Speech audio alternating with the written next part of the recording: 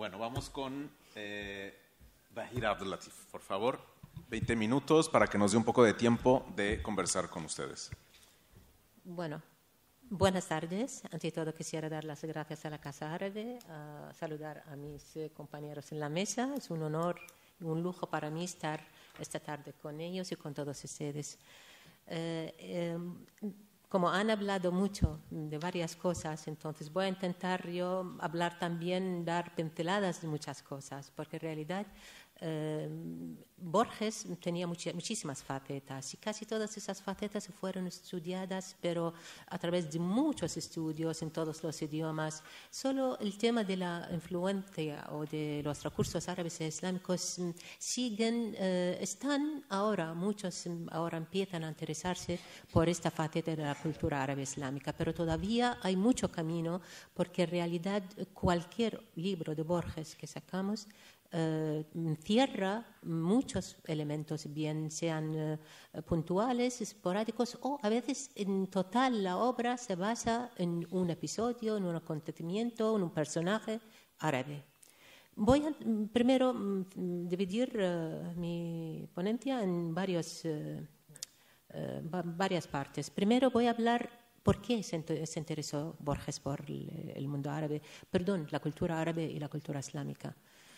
Como bien han dicho el profesor Teodosio y también Santiago, que en realidad él nace en una casa a principios en 1899, en una casa de un padre culto, abogado, de madre inglesa. Tenía una biblioteca en inglés, leyó, como decían, Las Mil y una Noches en versión inglesa, El Quijote en inglés, muchas obras en inglés. Y no olvidemos que Inglaterra, Britania, en aquel entonces, de finales del siglo XIX, principios del XX, en realidad era el gran imperio, donde colonizaba Egipto, en Asia, en la India. Entonces, él recibió mucha información orientalista de los orientalistas británicos gracias a la biblioteca del padre. El padre mismo era orientalista más o menos. El hecho de interesarse por Rubaiyat al-Khayyam, el hecho de interesarse, por ejemplo, por Las Mil y una Noches, el hecho de querer él escribir una obra, y escribió una obra de cuentos al estilo de Las Mil y una Noches, muchas cosas hizo. Es decir, son las mismas inquietudes del padre pasaron a Borges, y en eso se dice mucho, por supuesto. Luego, Borges, a sus 9 años, tradujo su primera obra, El Príncipe Feliz, del inglés, y la publicó, y todo el mundo pensaba que era la obra del padre, de Guillermo Borges. En realidad, esta obra de Oscar Wilde narra la historia de que los acontecimientos ocurren en Egipto. Entonces, el ambiente en general también es oriental, por excelencia. Toda esa infancia empapada de Oriente dio lugar a que Borges, cuando fue a Ginebra con 14 años, empezó a aprender el francés, empezó a aprender el alemán. También seguía interesarse por las obras de los escritores alemanes, orientalistas alemanes y franceses.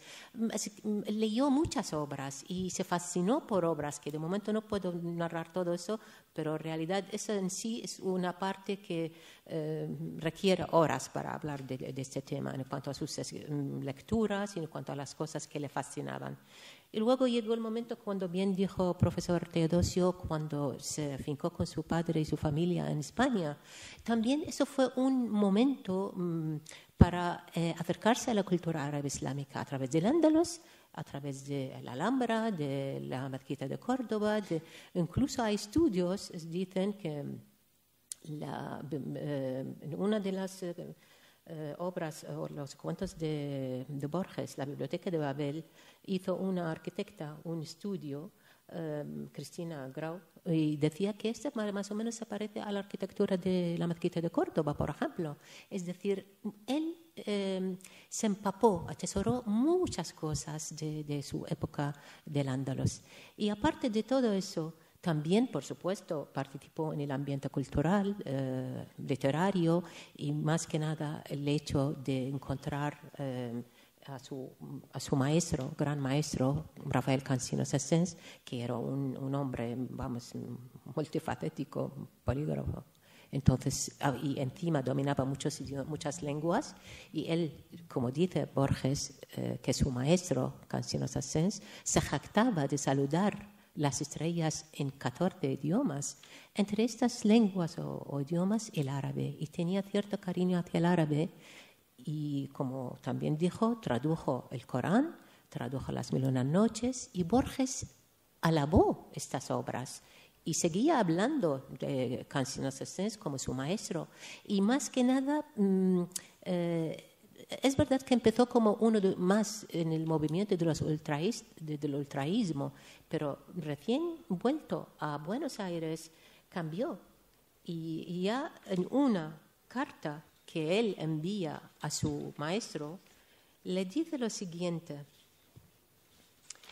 Le escribió una carta cuando volvió a Buenos Aires y le dice a su maestro, le dice, con ocasión, Borges publicó una revista suya con algunos ultraístas ahí, pero él inmediatamente empezó a cambiar y le decía a su profesor en la carta, ignoro si ese proyecto de la revista Prisma, peca de occidental o de islámico.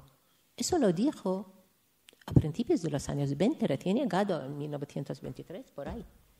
Entonces, eso en sí nos demuestra que él empezaba a tener otras inquietudes, salió del ultraísmo rápidamente y empezó a interesarse. Y hay algo muy importante.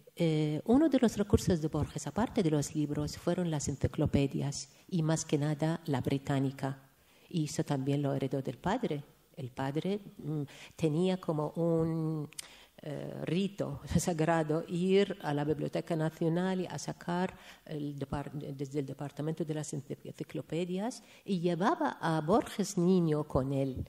Y Borges se acuerda en un libro, ensayo autobiográfico, se acuerda de aquellos momentos cuando su padre le llevaba a la Biblioteca Nacional y se acuerda perfectamente cuando abrió la enciclopedia británica y veía la letra de drusos y que le llamó la atención y empezó desde aquel entonces su interés por los drusos. Y sabemos que los drusos son, una facción, extensión de una de las ramas del Islam, ¿no? Y desde ahí luego empezó a inspirarse en los drusos. Más adelante voy a citar algunas de esas obras donde utiliza la figura del jefe de los drusos y estas cosas. Entonces, todo eso son motivos que animaron a Borges a interesarse por Oriente. También empezó a traducir, en aquella época, noticias, cosas de cultura, episodios de la enciclopedia británica del inglés al español y publicarlas.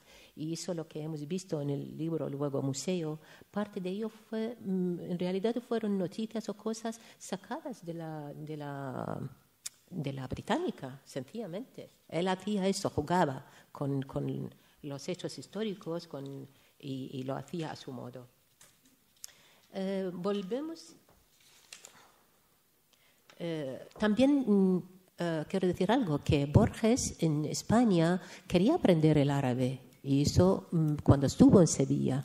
Y luego eso más tarde, porque él sabía que tenía carencia, él sabía inglés, francés, alemán, italiano, pero el árabe le faltaba el griego, y por eso decía que siempre me falta eso, y aunque luego retracta y dice, pero esta misma carencia me llevó a ser muy preciso, a cuidar mucho las citas, los nombres, todo.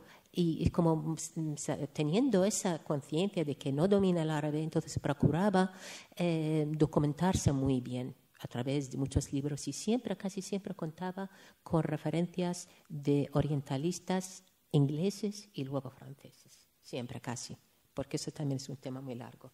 Pero al final de su vida, antes de marcharse de la vida, también volvió a querer aprender el árabe, pero no le dio tiempo. Esto tiene según él, un lado positivo, porque hemos dicho que él se adentró, se documentó muy bien, pero también le llevó a equivocarse en muchas cosas, o en algunas cosas, vamos a decirlo así. Lo mismo que habló usted sobre la búsqueda de Averroes, en realidad, este cuento, Borges está narrando su propio fracaso estrepitoso, ¿cómo se dice? Sí. ¿Por qué? Porque el mismo momento en que él está hablando de Averroes, que estaba dando vueltas y no encuentra una traducción, y él, que era el sabio que traducía, explicaba la obra de Aristóteles, pero no encontraba ni un equivalente en árabe de comedia ni tragedia, sencillamente porque no tenían teatro los árabes antiguos. Y a la vez, esos niños que estaban jugando, estaban haciendo un teatro, pero él no se daba cuenta porque no tenía en la mente un equivalente.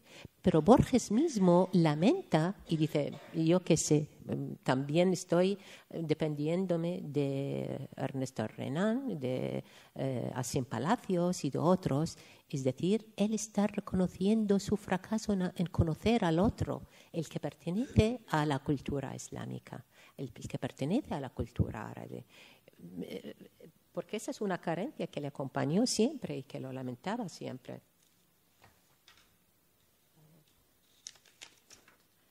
Hemos dicho que estos dos motivos, el motivo familiar y el otro, sus viajes y su amistad con Cansinos, pero hay otro motivo que le ayudó a Borges a profundizarse mucho en el legado cultural árabe islámico. Y en ese sentido tenemos que acordarnos de que Borges siempre trabajaba como bibliotecario. Y en eso sacó mucho provecho de los fondos bibliotecarios, y hace un par de años se publicó un libro, se llama Borges, Libros y Lecturas, donde los bibliotecarios de la Biblioteca Nacional precisamente sacaban los libros que prestaba Borges y que anotaba cosas, y en este fondo hay muchos libros también como Avicena, como de esos antiguos árabes, de filósofos. Entonces él aprovechaba, porque no tenemos que olvidar que en aquel entonces la única forma de leer los libros, no había ni internet ni nada, entonces las bibliotecas, y él tenía la suerte de vivir desde la infancia en una biblioteca y hasta sus últimos días, y estuvo director durante 18 años, me parece, ¿no?, de la Biblioteca Nacional, o más, no lo sé. El caso es que eso le dio otra posibilidad de acceder a muchos tratados árabes e islámicos. Ahora, teniendo todo ese bagaje, Borges, para él, dice que el Islam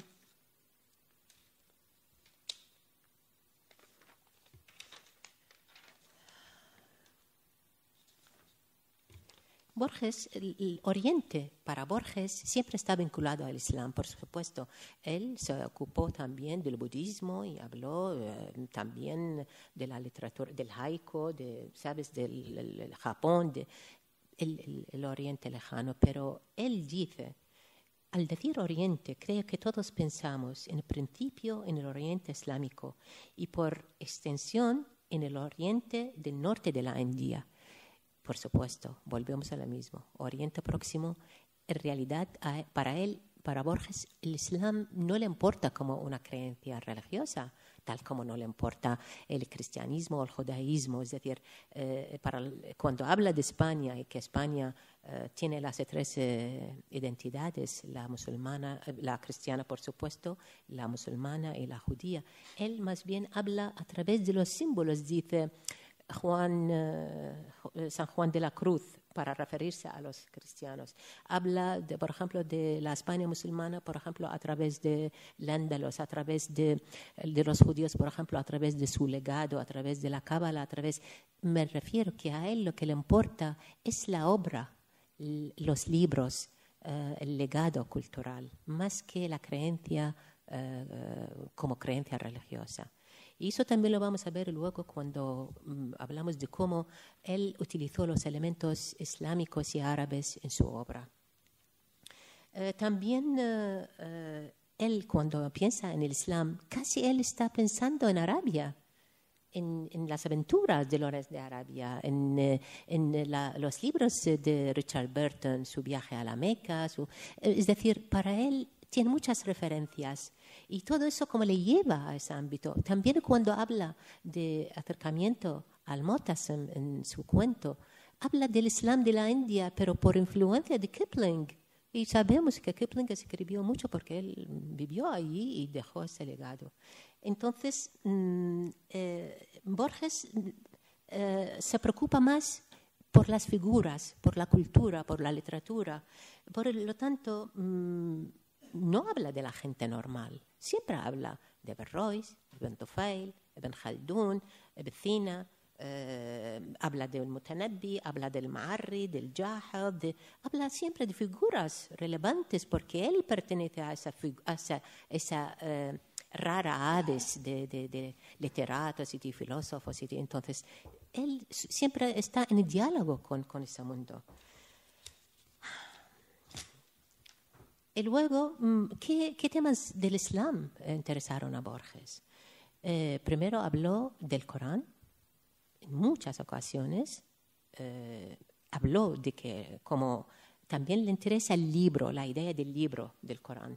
El Corán, porque para los musulmanes, y como él dice que los musulmanes creen que el Corán está escrito en el Lawh al-Mahfuz, en la tabla guardada, está antes o se creó antes de la humanidad y antes de la creación, es decir, es algo en la eternidad, el Corán.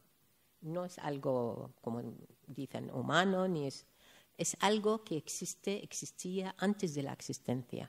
Entonces, Borges sí hace reflexiones sobre este tema, sobre la madre del libro, el-Kitab, el Corán, y en todo eso él saca provecho de lo que Cansino Sassens también escribió, porque escribió Sassens, aparte de la traducción del Corán, una biografía crítica sobre Mahoma, sobre Muhammad. Y para aquel entonces fue una versión más o menos ecuánime, más o menos objetiva, digámoslo así, en la mar de biografías que más bien menospreciaban la figura de Muhammad. También escribió sobre Mahoma, el profeta, y siempre porque para él, como él tiene también que aportar su grano de arena sobre el tema del Islam y de Muhammad. Si lo han hecho Wells, si lo ha hecho Swinburne, si lo ha hecho... Todos han escrito los grandes, entonces Voltaire, entonces él también tenía que escribir. Por lo tanto, sí le fascinó este tema y escribió.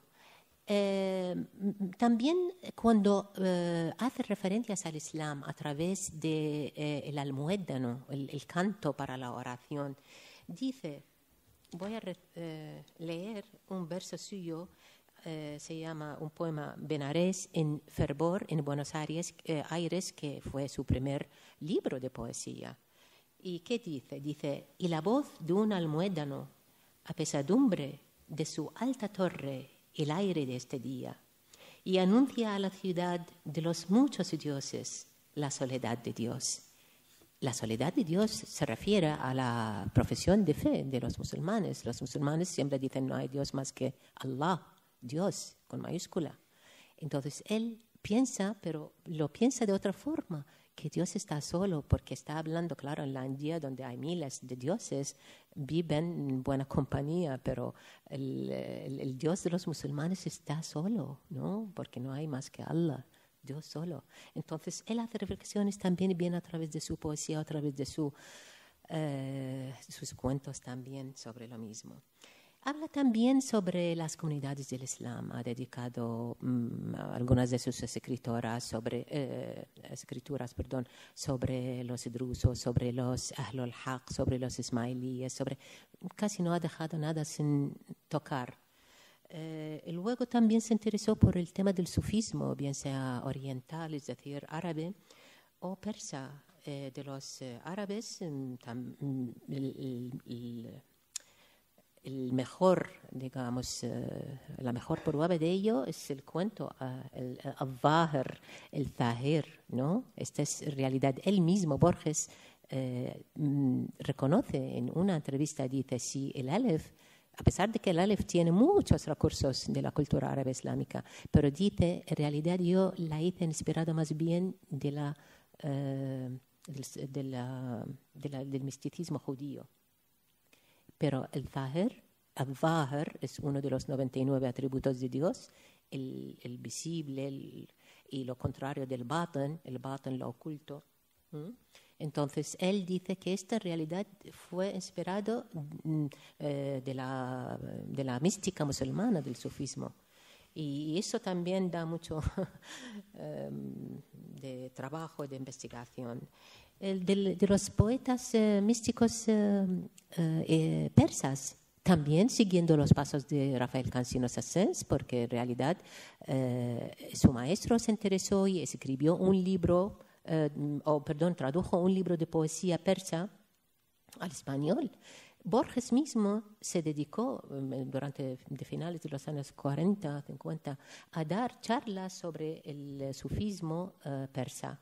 Y habló, por supuesto, más que nada de Mantaq al-Tayr, de Fariduddin al-Attar como obra, pero también de otros como al-Khayyam, como Hafid y de otros poetas persas, del Ferdowsi. Dio muchas conferencias sobre este tema. ¿Qué más podemos decir? Sobre las 1001 noches, por supuesto, ha hablado muchísimo y ha hecho cientos y cientos de referencias, y se cuenta de anécdota que él, cuando se divorció de su mujer, la única mujer, ¿no?, con quien se casó durante 3 años, me parece, no tardó más. Se casó 2 veces. Bueno, la segunda con María Kodama, pero habló en su vida, El porque Sastete, con el María Sastete. Kodama casi en el último momento, ¿no?, antes de morirse. Se casó, pero habló de cuando se casó en los años 60, él tenía... entonces, cuando se divorció, él no tenía el valor de ir a su casa. Entonces mandó a su secretario y le dijo, tráeme las 1001 noches contigo, como para recogerle cosas, y le llevó, me parece, hacia el Uruguay, o no sé ahora, ¿a dónde? Es que me lo leí hace ya mucho tiempo. El caso es que el libro de las 1001 noches para él le dio unos recursos infinitos, bien de estilo, bien de imitando episodios, le inspiraron varias cosas, lo que has dicho muy bien sobre el título, muchas cosas, y le dio también la oportunidad de dar charlas y conferencias sobre este tema. Aparte de las cosas del Islam, él también se interesó por episodios históricos de la historia del Islam, y habló de Tariq bin Ziyad, el líder árabe, quien cruzó el estrecho, ¿no?, con los primeros conquistadores en 711 para llegar a la península la ibérica. Y luego también habló de ciertas cosas que se refieren más bien al Corán, hablando, por ejemplo, del Isra, el viaje nocturno de Mahoma, y también narró cosas porque él había leído la Divina Comedia, de Dante, donde también se narran episodios sobre el viaje nocturno del profeta. Incluso utiliza ciertas cosas del Islam. Por ejemplo, cuando habla de Alejandro Magno, dice el Iskandar Dhul Qarnayn, y esto vino precisamente en el Corán. Bicorne, habla del Alejandro Bicorne. Son cosas como de una persona que sabe de qué está hablando, sabe que había leído mucho sobre el Corán. Bahira, hay que ir concluyendo. Un momento, por favor, la última idea. Utilizó también a veces ciertas aleyas del Corán como una forma de empezar un cuento, como lo hizo en Ibn Hakan, el Bukhari muerto en su laberinto, cuando él citó una aleya del versículo la araña, utilizó muchas palabras, también, por ejemplo, la Mazquita, el Corán, el Tagwan, el Aljibe, tiene un vocabulario más bien de un montón de palabras de origen árabe. Una última cosa, que utilizó el estilo de los antiguos musulmanes, tal como hizo en los dos reyes y los dos laberintos. Utilizó exactamente, si uno lee este cuento, es idéntico como si estuviera sacado de Las Mil y una Noches o de un tratado de los árabes musulmanes. Pero vuelvo a decir que Borges, por el hecho de no saber el árabe, también cometió errores. Y uno de esos errores, cuando habla del escritor argentino y la tradición, y cuando cita que en el Corán no se menciona el camello o los camellos porque Mahoma es tan árabe que no necesita hablar de camellos, porque en realidad comete un error, porque él citó un párrafo de Gibbon. Y Gibbon no es arabista, entonces se equivocó porque en el Corán por lo menos 19 veces se citó el camello. Este es a modo así también de anécdota. El tema es muy largo, pero me limito porque me parece que he agotado el tiempo y un poco más. Muchas gracias.